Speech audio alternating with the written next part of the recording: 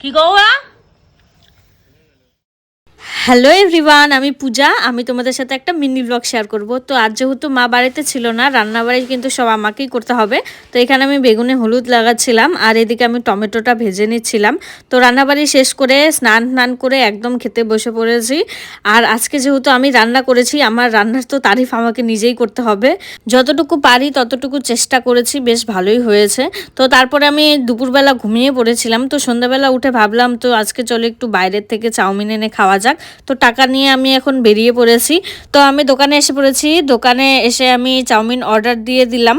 তো এখন আমি বাড়ি যাচ্ছি চাউমিন নিয়ে, চাউমিনের প্যাকেট নিয়ে। তো এটা আমি আর আমার ভাই দুজনে খাবো।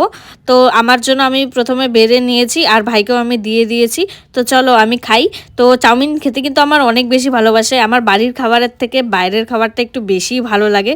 তো চলো আজকের জন্য এতটুকুই, টাটা।